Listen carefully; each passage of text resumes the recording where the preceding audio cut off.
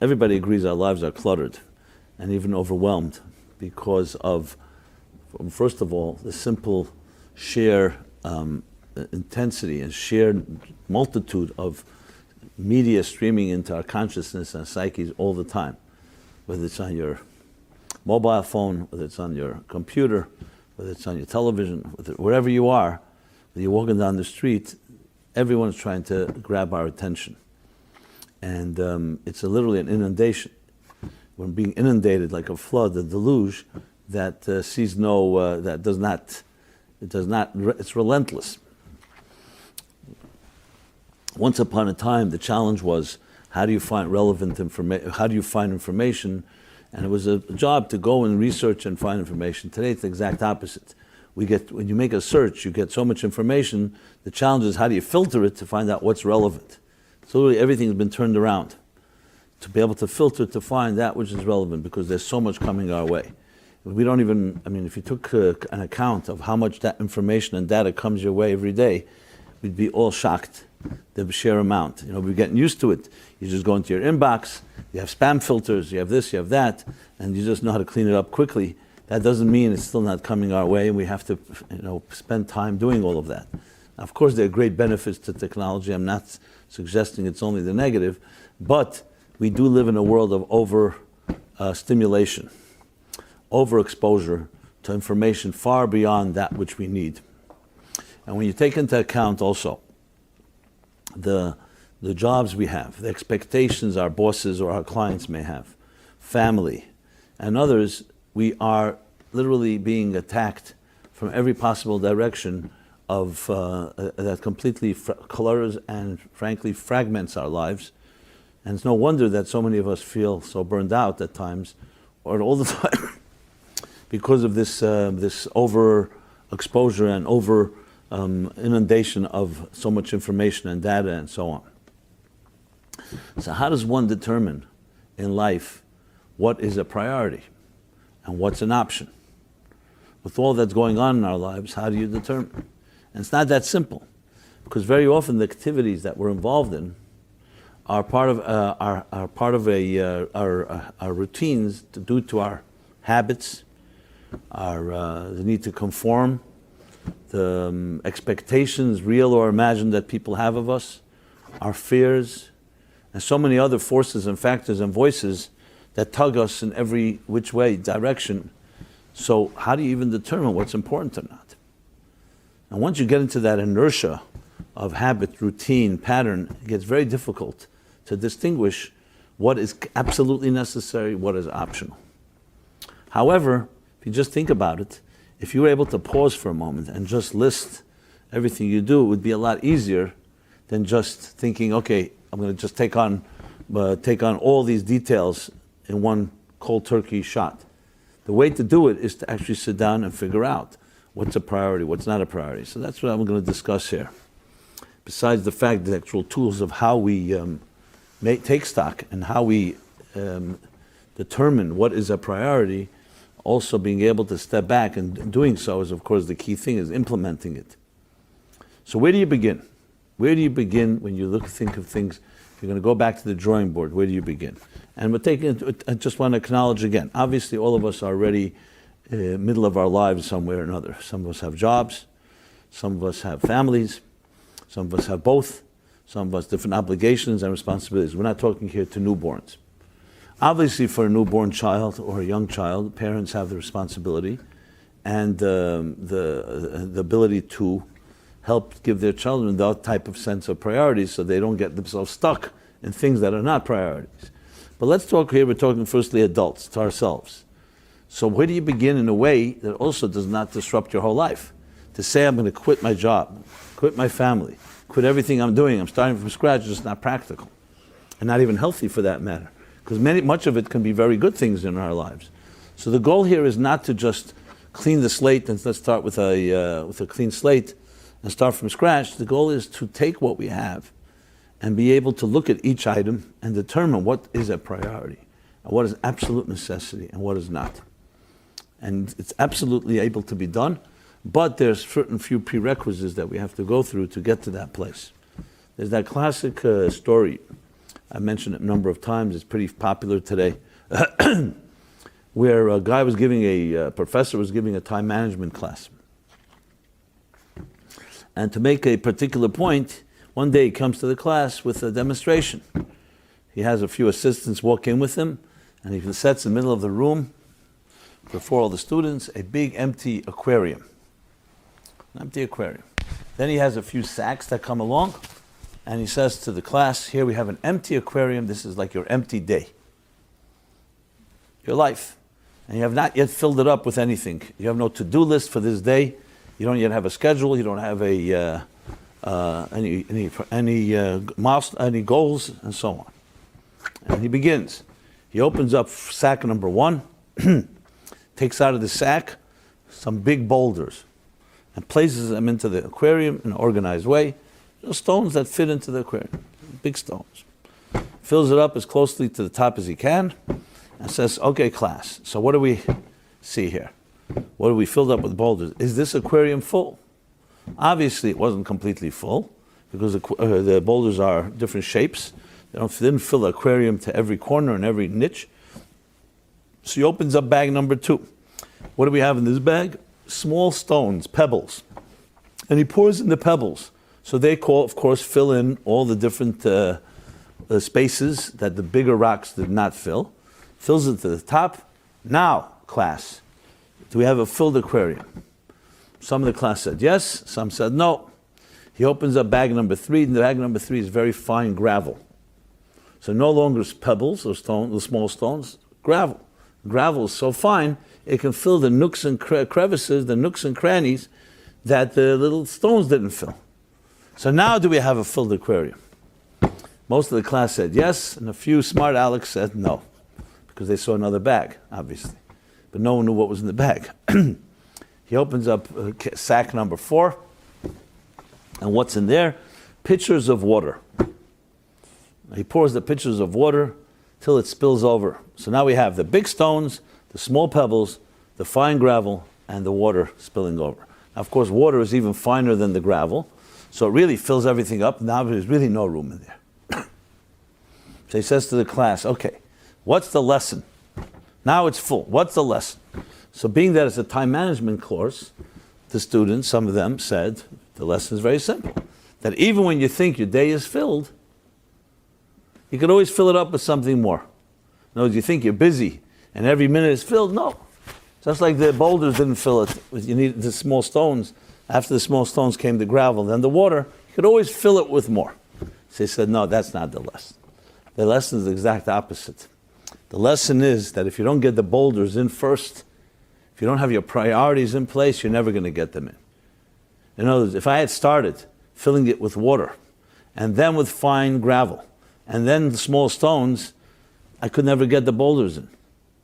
The fact that I started with the boulders meant I put my foundational principles in place, the values. And then everything fills around that. So it's not about trying to cram in more in the day. It's about quality, making sure that what you do is quality. It's not about doing more. It's about doing what's necessary, what's important. Sometimes doing more is not going to help you. It'll just clutter your life even further, just confuse you more, and just could be escapism, avoiding the issues. It's knowing to do what to do, which of course spills over into the topic, into the theme of delegation, and not under-delegating, not over-delegating. You can't always do everything yourself. Sometimes delegating certain jobs to another, and you can focus on what you're good at, or from the top, what you can lead others to do, and that way you get far more done. So time management is far more than just getting a lot done. It's getting it done efficiently and getting it done in a priority form, fashion, knowing that you're focusing on what's the most important elements. And that's a tremendous lesson in general, which is, of course, the foundation of this whole discussion, because before you talk about what to unfree yourself in your life from, to free your life from different things, unclutter your soul, you have to know what is a priority and what's not a priority, and how you focus on those things and build upon that. So that's the story that I think really is a great segue into the discussion of this point. What are the stones in your life? What are your boulders? And they don't have to necessarily be the same ones for each one of us, but there is a common denominator to what a boulder is. So even before continuing, of course I'm going to answer the question, it would be good if you're out there somewhere listening to this, or whenever you listen to it later when it's archived, maybe you should write down right now what you think your boulders are. What are your 5 must priorities, the foundations before anything else? And you'll find that it's not that simple to answer, because you're going to start seeing there's so many things that are important, you start wondering which ones are the most important. So how do you answer this question? I think you have to step back and say, what defines what's important? For some people, a football game on Sunday is important. For other people, making money is important. For other people, love is important. For other people, health is important. So a bunch of very important things, and everybody can be very subjective and very relative and very arbitrary.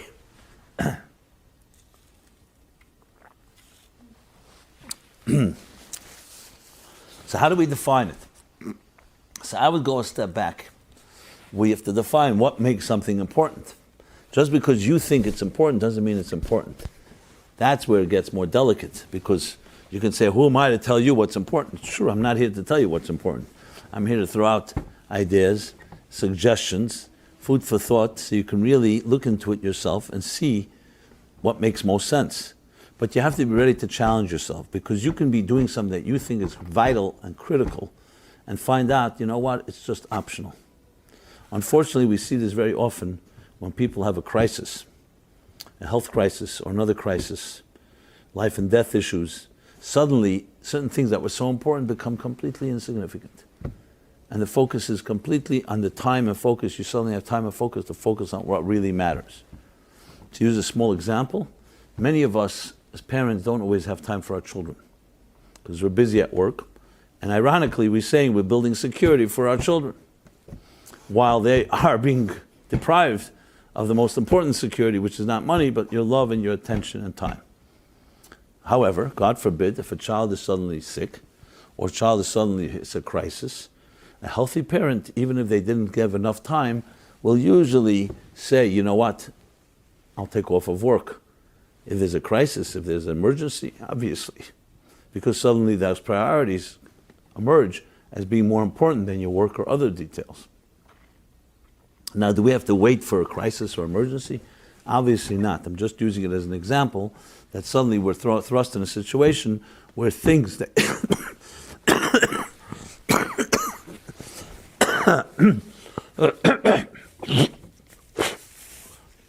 I apologize, but I'll try to make up for it with the content of some type of that we don't have to wait for a crisis or emergency, but you see from that it reflects that immediately you realize there are priorities.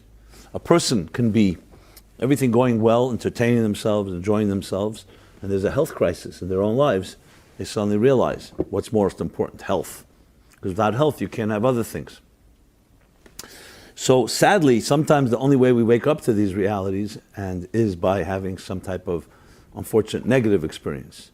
Obviously, the goal of this discussion is not to wait for that, but is to think about it and preempt it and recognize what is considered a priority. So now we're already saying, so most people would say the first priority is to be alive. The first priority is to be alive with health. Because without that, as I just said, without that boulder, all the other details are not going to have any value. If you can't appreciate it, if you can't live it out, if you can't have long, healthy years to appreciate these gifts. So that's a good beginning, but it's still not enough, because that's biological life. You can be alive and physically function and be very healthy, but you may have a life that has no purpose. And that leads you to start thinking, so let's say I have health and I have life, that's fine, that's one of the boulders. But there's another aspect of life, which is a life of meaning, a life of purpose, which is precisely why we titled the class, Unclutter Your Soul. Because it comes down to not just the functionality of being able to function. That, of course, we need to know how to, we can breathe healthily, our heart is beating, our mind is working, our other faculties and abilities are fully functional. But you could have all of that and still be lacking, we'll call it the soul of what you do. I always use the example very often in this class, as you may be familiar, with the idea of the mission statement. No business can function without a mission statement. You go to any business school, any class, any discussion, go to a consultant. You're starting a business, the first thing they'll be asked, well, tell me the mission of this entity. That'll be the mission of this venture, this initiative. For someone that's never went through that exercise, it can be quite daunting and quite challenging. Because in your mind, you think it's such an important venture. But if you can't put it into a few words, into a sentence or two, and not pages upon pages, you're not ready to start a business. Why? Because the soul of a business begins with its mission. What is the objective of this company? And Google's mission is to organize all the information of the world and make it readily accessible. That drives everything. It drives their 60, 70, 80,000 employees. It drives all their departments. It drives all their projects. It drives future initiatives, etc. Each company has a unique, non-generic mission. So I would submit that that mission is the single most important priority, the first boulder of all boulders. Obviously, hand in hand, that comes with being healthy and having physical life. But it's not just life itself. You need to have a cause that drives you. And that cause is single number one priority. And sadly, most people have no real cause. They may do good things. They may be charitable, and they may volunteer and contribute to causes. And we don't take away from that. But to say an overarching cause, like a mission statement of a company, a cause that reflects your strengths, your unique abilities, your indispensable gifts, is the single biggest priority of all. When you have that, everything follows. So if I were to submit the first most important boulder, would be, what is the purpose? Your purpose. Your raison d'être, what your purpose, that directs everything else. And that, we've talked about a number of times, is finding your mission, finding your calling, which as I've discussed in the past, and developing now actually a course called Discover Your Personal Mission, consists of looking into your POP, personality, opportunity, people, and places. Each one of us has a unique personality. Each of us has unique opportunities. We have people and places. We have our passion. And you connect that with some higher cause, and then you get yourself some direction toward a mission. Why is that most vital? Because that mission will define so many other details. Most of us in our lives begin the other way around. We go to school, let's say even the best education. If it's a terrible education, obviously there's other problems as well. But let's say it's an excellent education. And you really come away equipped with a knowledge of life, an understanding of the world, an understanding of skills that you may have, how to use them efficiently to build a business or to contribute in some way to a company where you can make a good living, and other intelligence that we gather through our educational years. Okay. But all that are tools, excellent tools. Knowledge at the end of the day is a tool. A tool for what? What are you going to use that knowledge for? Now, let's say a person feels that drive to really help people, help the world through, let's say, medicine. Some people have that feeling. They think that through medicine, and they feel strongly that through being medical, whatever field or specialty, they can help bring healing to the world. So that would be an example of a cause, no question, especially if that person has an inclination in that direction. If you're not capable, the person just doesn't have that side to them, the ability to study medicine or to master the sciences around it, then maybe a good noble cause, but it may not be able to implement it. But let's assume they could. So that would justify as being a boulder, where you have a cause that began before just making money, and before what exact practice you're going to, what exact specialty are you going to practice, what kind of doctor, what kind of medical field you're going to enter into. But there's a driving cause. What does that do? You know what that does? That immediately unclutters things, because then you focus on what you need to fulfill that cause. If you're going to spend half your day playing video games, or half your day just following chats in different Facebook or other social media that have nothing to do with your cause, you're never going to get your cause really, you're never going to fulfill it. Because you'll be distracted by so many things. It's like someone walking down the street and they don't know where they're going. So they're just strolling and daydreaming, which I'm not saying doesn't have value. At times we need to just empty ourselves and do that. But it's definitely not conducive to creating a focused directive and priorities. However, the fact that a person feels, I want to help people in this and this fashion, in the health field, tells you, okay, so this will define what you choose to read, what you choose to follow, what information you gather, because you're focused toward that objective. So I'll speak personally, because it's always best to speak personally. I, from the beginning of my so-called career, which goes back to my late teens, when I came to realize some of my strengths, and more importantly, my passion to try to make a difference in this world by bridging the spiritual with the secular. And I'm always fascinated by the interface and the cross-pollination between science.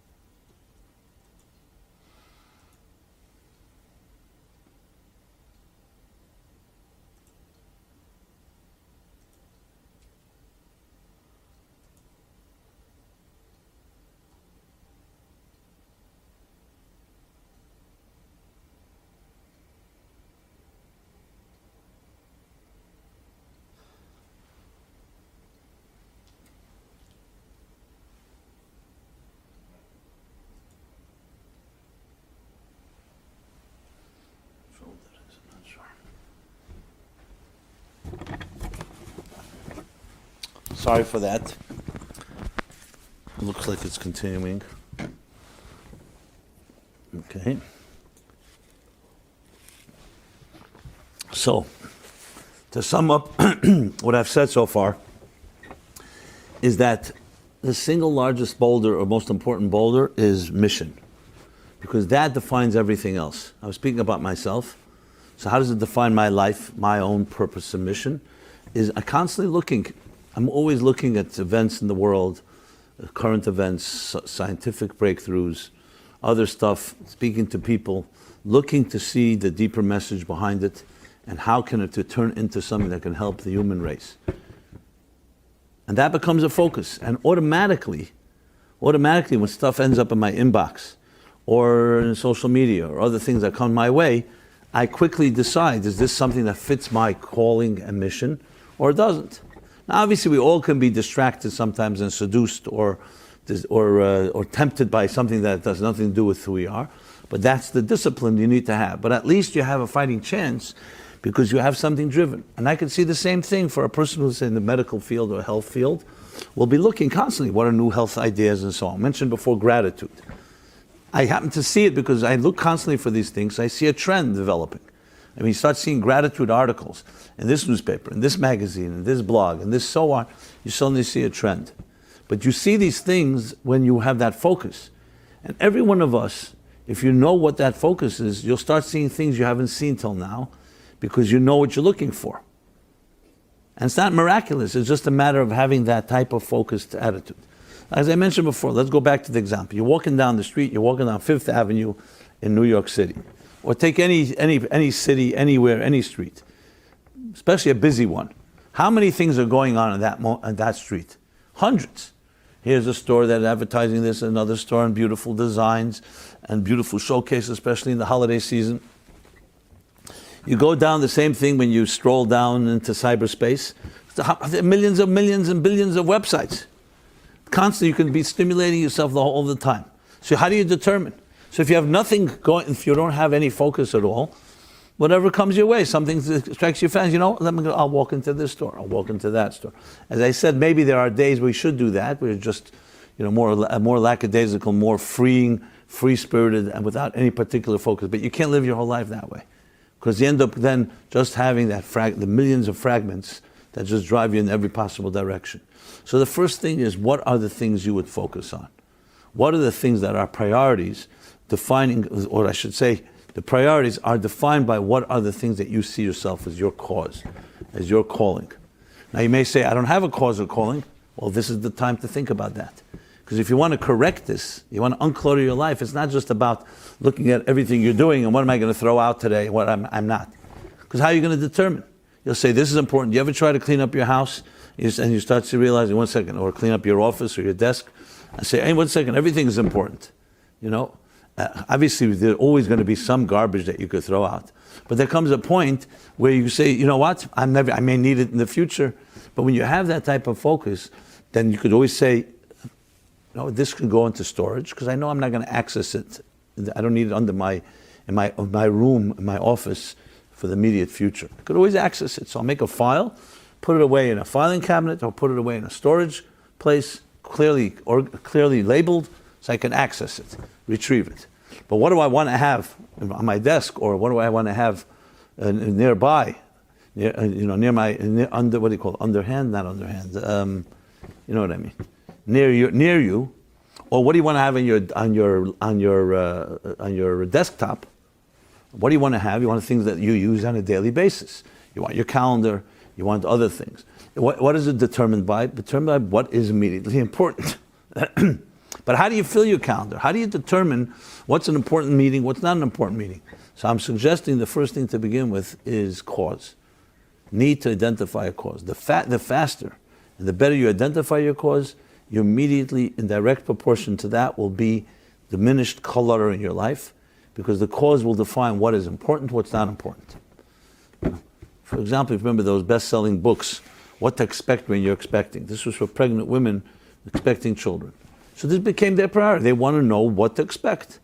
The first semester, the first trimester, and the second trimester, etc., etc. What is that? Because that's their focus at that time. That immediately means that's going to be my priority. That's the books I'd like to read. I'm just using it again as an example. This can be around any area in life. Now, some people say, will a hobby fit into this? Let's say stamp collecting, butterfly collecting, or travel, or some other hobby that we may have.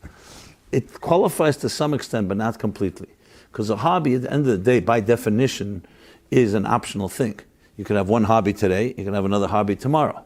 Now, some hobbies are a life hobby, so to speak, that your entire life you're focused on it.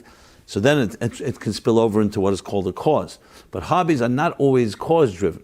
Like to be a stamp collector, unless it becomes your primary thing, maybe your primary business, it's usually a hobby means you do it in extra time. Some people like crossword puzzles, and they do crossword puzzles every day.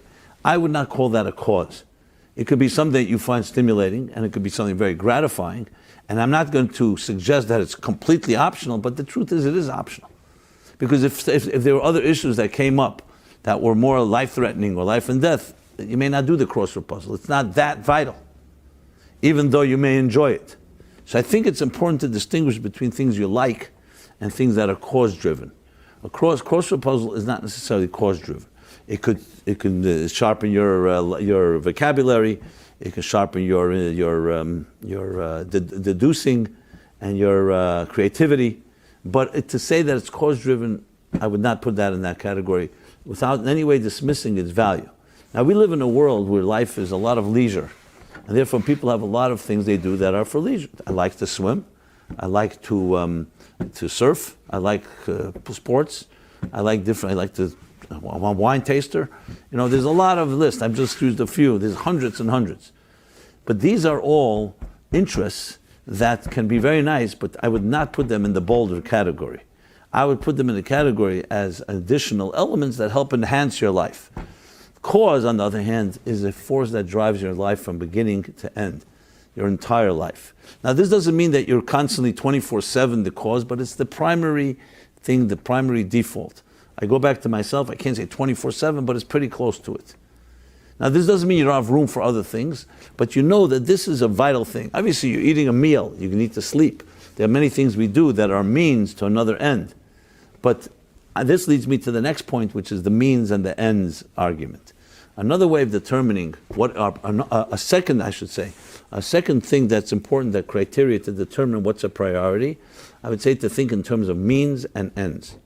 A means means when you go commute to work, that's a means. Nobody commutes in order to commute. Nobody goes shopping just to go shopping. Well, I should correct myself. Some people go shopping, it's very therapeutic, and for some people it's actually cheaper than therapy. So, but let's be honest, shopping is still at the end of the day not really an end. It's an end in that sense, but it's really a means. You shop in order to have clothing, it's in order to dress nicely, in order to be able to present nicely, to feel better about yourself. That's correct. We build homes in order to live in the homes. But the building of a home is a means. It's the means to have a place of shelter, of comfort, a place where you can be nurtured and nurture those that you love and love you. Even school is a means. It's an education for what? So basically, the definition of means is that it's always to say, why am I doing this? Because of this. The end is the because of, and the means is why. That the end is the why, and the what is the means. You eat in order to get strength, so you can use the strength to what? Do what? To fulfill your purpose in life. So you have to think in those terms, means and ends.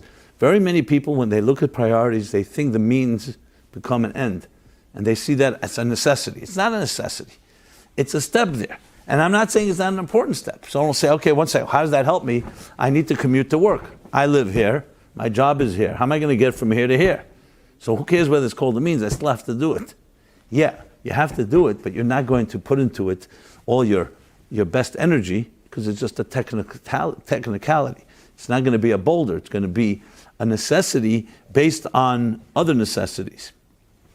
So in that sense, you start thinking to yourself, okay, what are the things that I'm doing that are means to another thing that have become now an end in themselves? So many people, their careers, their work begins as a means to make money in order that they can be able to provide for their own needs and for the needs of their loved ones and grow and succeed. And the more they make, the better they can live a quality life. But then the career becomes an end in itself. Because what you do so many hours a day, it becomes an end. So when someone asks you, as I always point out, who are you? Instead of telling you who they are, they give you their business card. Because what they do has become who they are. What you do is not who you are. What you do is the means to help you actualize who you are. So this leads us back again that the most important thing is recognizing that the you within you should define what is important, not based on needs and not based on means. So we discussed cause, having a cause and a calling, and two, the means and the ends. If you start asking yourself these questions, you'll recognize and start listing the things you do and say, put an M for means and E for ends. You'll start being able to filter. I'm not saying yet you can decide what should be discarded and what is optional, but at least you can start filtering and saying, okay, on a list of the 100 things I did today, how many of them are M and how many of them are E? So go ahead and list everything you did this day, from the moment you woke up till this evening, till at night. This includes everything, from the moment you wake up, you press the snooze button, or you go and exercise, shower, eat breakfast, coffee, tea, commute, go to work, you have coffee break, meet a friend. I mean, all that, what you read, the different things that you entertain yourself, even things that are aggravating, you'll get yourself a list of 100 to 150 items. Go ahead and make a list. This is a good exercise. Make that list and then mark what's a means and what's an ends. What could you list in that day, in today's activities, that you can say, that qualifies as a candidate? You know, make a nominate, we're going to nominate. Nominate items that fit into the category of the big boulders. You're not going to find many. And it could be a little disconcerting because you'll say, one second, I spent an entire day and how many things did I do that I can fit into a boulder? You'll end up finding out that much of what we do is means related and based on what I said earlier, people's expectations, details, minutia, sometimes complete nonsense. I mean, how much time, for example, is our headspace occupied with being consumed with getting even with someone that hurt us? Or haunted by demons from our childhood, some abuse, some type of hurt, wound. These things also occupy. How much of that is a priority? And would you ready to say, yes, my jealousies, my pride, my wounds go up there as the boulders that I want to not get rid of? I don't think anyone, even people who carry a lot of anger and carry a lot of weight inside of them, will say, it occupies me and it bothers me, but I'm not going to say that I want this to be my number one priority in life. Who wants to live a life constantly with hate or anger or pain or vengeance as being the driving force of their lives? But it's important to identify, because you need to get to know yourself. So a lot of what I'm discussing here, you'll find out, is not so much really finding out what those priorities, it's just realizing how many things are not priorities. Which leads me to the third point. The first point I said was cause, the second was means and end.